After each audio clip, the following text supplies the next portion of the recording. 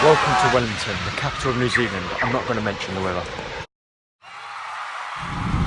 Hello, the sun is back out. Welcome to JHN Travels, and this time I'm in Taupo. Taupo has some of the best geography that I've seen yet, so hopefully by the end of this video I'm going to try and explain as much as possible. Roll the titles.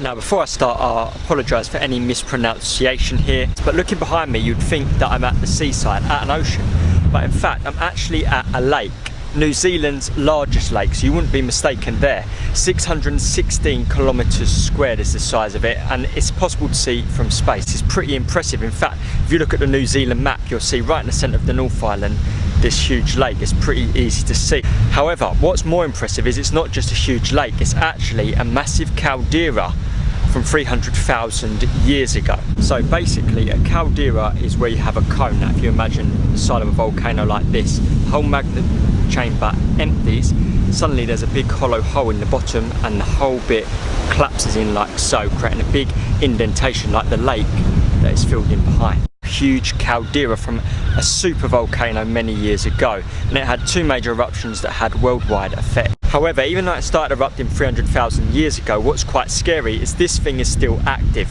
with huge eruptions including Oronui 26,000 years ago, and a much more recent eruption, the Hapati eruption, only 1,800 years ago, which in geographical terms is very recent indeed.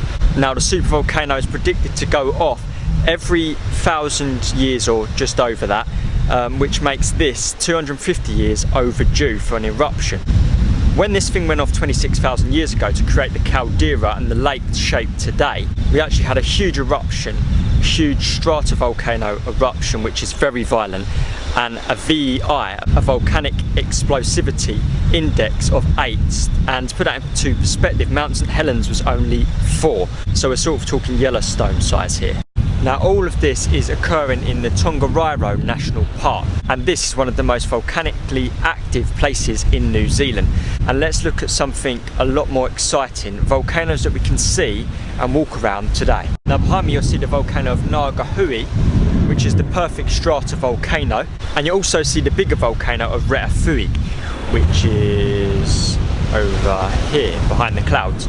So why are there so many volcanoes with the huge volcano of Taupo and those volcanoes in the background? Well, that's all because it sits between the Indian Australian plate and the Pacific plate. The Pacific plate subducting under the Indian Australian plate. Now I'm not going to go into too much detail, but basically one plate goes under the other, causing huge pressure. That pressure creates heat, magma rises to the top, creating these volcanoes. So this is a volcanically prone area on the edge of the Ring of Fire in the Pacific. Now tomorrow I'm going to be heading straight into the middle of that zone, the Tongariro Alpine Crossing, and that is a very hard walk, 19.6 kilometres up to a main peak at over 1,800 metres. To put into perspective, is a third of Everest base camp and over a fifth of Everest total height. It's also 6 times the Shard, 2.3 times the Burj Khalifa, and just nearly 430 double-decker buses. So a very hard walk, but in an absolutely beautiful volcanic location. So I'll join you more on that. That's the Tongariro Alpine Crossing tomorrow. Hello, and I'm just down to my last 5k of the Tongariro Alpine Crossing. Now today temperatures and conditions were very harsh, and the temperatures of the wind was -8, and it was very strong winds up there, so unfortunately I couldn't film any of it, but here are some of the pictures and my description in a voiceover. But before any of that, why waste the view? Tongariro Alpine Crossing, 19.4 kilometres plus a few for extra trail. It's arguably one of the best trails in the whole of New Zealand. The crossing takes you through an igneous landscape going directly between 2 volcanoes that are still active. One, Ngāpuhi, maybe perhaps best known as Mount Doom from Lord of the Rings, with a bit of CGI making it look a bit more menacing, and the other, Mount Tongariro. Climate and volcanic activity on the trail is so dangerous that you only find out from the company that takes you there on the morning.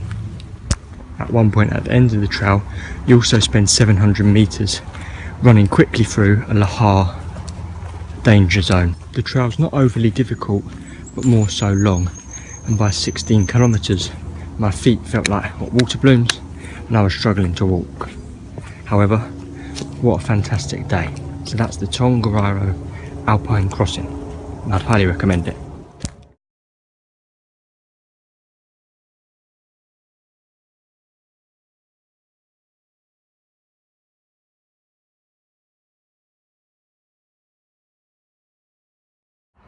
Three and a half weeks ago when this all started, I was swimming in a lake in Akaroa in the caldera there in hope to find the Hector's dolphins. However, that was a caldera of an extinct volcano. So surely that doesn't compare to standing right on top of a huge active volcano's crater covered by Lake Taupo, a volcano 250 years overdue.